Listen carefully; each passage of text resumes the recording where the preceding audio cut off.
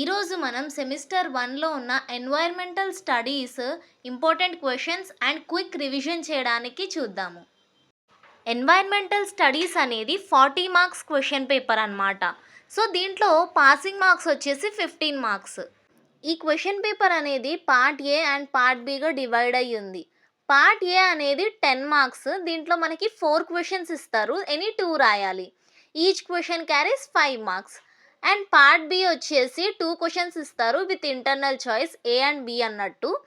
And part B అనేది 30 మార్క్స్కి ఉంటుంది. ఎన్వైర్మెంటల్ స్టడీస్ అనే సబ్జెక్ట్ చాలా ఈజీ సబ్జెక్ట్. అది 40 మార్క్స్కే ఉంటుంది. అండ్ ఈ సబ్జెక్ట్లో మనకు ఉండేవి just 2 chapters. So rain harvesting అంటే ఏంటి అని ఒక ఇంట్రొడక్షన్ రాయండి. దాని తర్వాత దాని నుంచి వచ్చే అడ్వాంటేజెస్, డిసడ్వాంటేజెస్ రాయండి. సో దాని లోపల మీరు ఆ ఆన్సర్ని హైలైట్ చేయడానికి రెయిన్ హార్వెస్టింగ్ గురించి ఒక చిన్న పిక్చర్ అనేది డ్రా చేయండి. అండ్ మీకు నేను ఎప్పుడూ చెప్పేదే ఎగ్జామ్ మొత్తం బ్లాక్ పెన్తోనే రాయండి. అండ్ ఎన్వైర్మెంటల్ స్టడీస్ అంటే ఏంటి అని ఒక ఇంట్రొడక్షన్ రాసి దాని గురించి ఇంపార్టెన్స్ కానీ కొన్ని సైడ్ పాయింట్స్ అట్లా రాసి దాన్ని హైలైట్ చేయండి. సో నెక్స్ట్ మీకు ఫస్ట్ ఏంటంటే ఇది 40 మార్క్స్ పేపర్ కాబట్టి మీరు జస్ట్ 1.5 సైడ్ రాస్తే సరిపోతుందన్నమాట. సో నెక్స్ట్ బయోడైవర్సిటీ అంటే ఏంటి, సో బయోడైవర్సిటీలో టైప్స్ ఏమున్నాయి అన్నట్టు ఒక డ్రా చేసి హైలైట్ చేయండి ఆన్సర్ని. నెక్స్ట్ ఎకోసిస్టమ్ అంటే ఏంటి, ఎకోసిస్టమ్ని సేవ్ చేయడానికి ఏం చేయాలి, ఎకోసిస్టమ్ వల్ల యూజెస్ ఏంటి, ఎకోసిస్టమ్ పాడు చేస్తే మనకి ఏమేమి డిసడ్వాంటేజెస్ వస్తాయి, ఏమేమి ప్రాబ్లమ్స్ వస్తాయి అని రాయండి. సో నెక్స్ట్ డీకంపోజిషన్ గురించి రాయండి.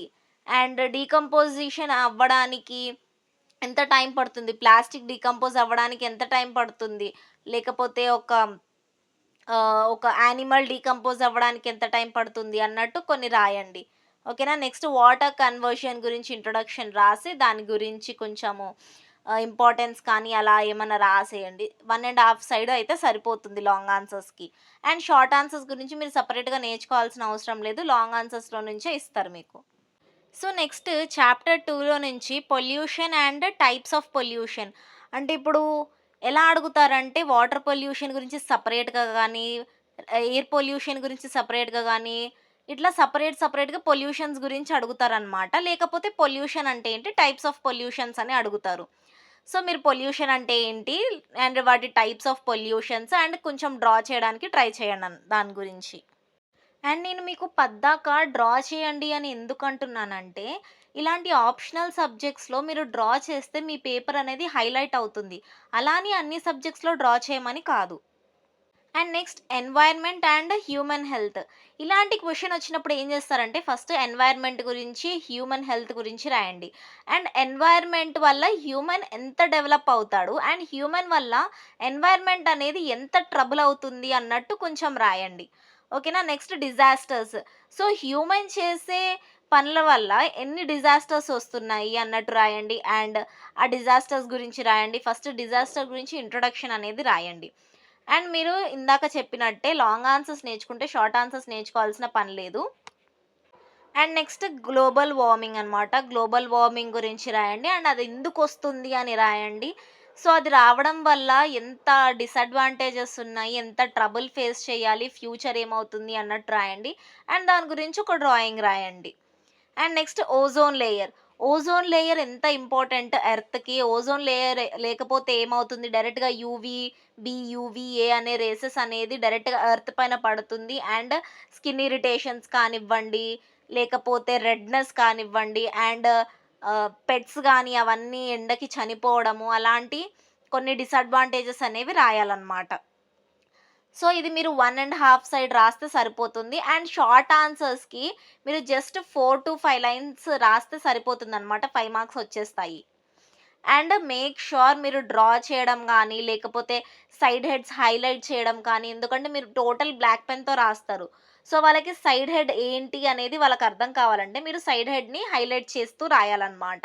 సో మీరు క్వశ్చన్ని మొత్తం ఆ క్వశ్చన్ అంతా రాయనవసరం లేదా బుక్లెట్లో. జస్ట్ ఆ క్వశ్చన్ ఇట్లా నేను ఎట్లయితే క్వశ్చన్ మొత్తం రాయలేదు కదా, జస్ట్ ఆ క్వశ్చన్లో మెయిన్ పాయింట్ని తీసుకొని హైలైట్ చేయాలన్నమాట ఫస్ట్ మీరు. అలా రాస్తే మీకు పాయింట్స్ వచ్చే ఛాన్సెస్ ఉన్నాయి. అండ్ ఇది మీకు జస్ట్ 40 మార్క్స్ పేపర్ కాబట్టి మీకెక్కువ టైం ఇవ్వరు రాయడానికి. సో, మీరు లెంతీగా రాయాలని అలా ఏం చేయమాకండి. జస్ట్ 1 ½ సైడ్ రాయండి. ఫాస్ట్‌గా రాసేసేయండి. నేనెందుకలా ఎక్కువ రాయొద్దు అని అంటున్నానంటే, అది జస్ట్ మీకు 30 మార్క్స్ ఉంటుంది పార్ట్ బి అనేది.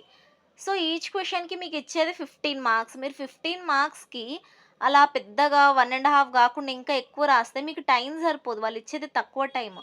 ఒకవేళ మీకు ఫాస్ట్‌గా ఎగ్జామ్ అయిపోతే గనక, మీకున్న ఇంకొక ఆప్షన్ ఉంటుంది గదా! లైక్ ఏ ఆర్ బిలో మీకింకా ఇంకొక ఆప్షన్ ఉంటుంది గాబట్టి, మీకు ఒకవేళ టైం ఉంటే అప్పుడది రాయండి.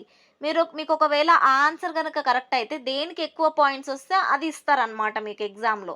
సో, అలా ట్రై చేయండి. అంతేగాని అదే క్వెషన్‌ని మీరు ఇంకా లెంతీగా రాస్తే గనక మీకు టైం వేస్ట్ అవుతుంది. అంతకు మించి మీకెక్కువ మార్క్స్ ఏమి రావు. సో, ఇదనమాట ఎన్వైర్న్‌మెంటల్ స్టడీస్ గురించి. సో, మీకింకేమన్నా డౌట్స్ ఉంటే కింద కామెంట్ చేయండి. నేను ఖచ్చితంగా వీడియో చేస్తాను. సో, మీరు కామెంట్ చేయడం వల్ల ఏంటి యూజ్ అననంటే, మీరు కామెంట్ చేస్తేనే గదా నాకు మీకు ఎలాంటి వీడియోస్ కావాలి, మీకు ఏ సబ్జెక్ట్ అర్థం కావట్లేదు అని నాకు తెలుస్తుంది. అండ్ మీరు లైక్ చేయండి. మీరు లైక్ చేయడం వల్ల ఏంటి యూజ్ అంటే, ఇంకా స్టూడెంట్స్ ఎవరికైనా తెలియాలి, ఇంకా నేర్చుకోవాలి అనుకున్న వాళ్ళకది హెల్ప్ అవుతుంది. అండ్ మీరు మీ ఫ్రెండ్స్‌కి గూడా షేర్ చేస్తే వాళ్ళకి గూడా హెల్ప్ చేసిన వాళ్ళవుతారు. అండ్ మీరు ఈ ఛానల్‌ని సబ్స్క్రైబ్ చేసుకోండి. సబ్స్క్రైబ్ చేసుకోవడం వల్ల ఏంటి యూజ్ అననంటే, నేను చేసే ప్రతి ఒక్క వీడియో ఫస్ట్ మీకే వస్తుంది. మీకే నోటిఫై అవుతుందనమాట. And thanks for watching. All the best for your exams.